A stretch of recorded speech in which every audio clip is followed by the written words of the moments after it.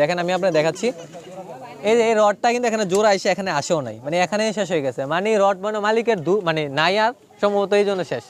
আরে ভাই সিম্পল বিষয়, একটা বিম দেওয়ার কারণ হচ্ছে যে লোডটা যাতে ডিস্ট্রিবিউশন হয়, যদিও এই বিম দেওয়া নিষেধ, তো এখন যেহেতু দিছে, বাট এখানে দরকার ছিল ভাই এটা যেই রডগুলা দিছে, যে 16 মিলি রডগুলা ইউজ করা হয়েছে, রিংগুলা ইউজ করা হয়েছে, হ্যাঁ সব কিছু মিলাই হয়তো বা 20 থেকে 30,000 টাকা বাড়তো, তাহলে কি টাই বিম দেওয়া যাইতো না? যাইতো।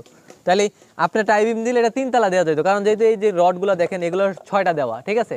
তাহলে বিষয়টা হচ্ছে এরকম যে আপনি কলাম শক্তিশালী করছেন, বাট এখানে এসে এখানে দুর্বল করে দিচ্ছেন, মানে আপনার হচ্ছে যেই ডেপথ থাকার কথা এটা দেন নাই, ঠিক আছে?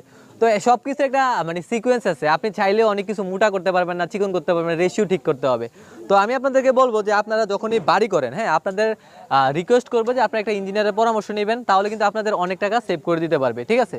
তো হওয়ার পর যদি বলা হয় হয়তো বা আপনাকে কিছু কিছু জিনিস ধরাই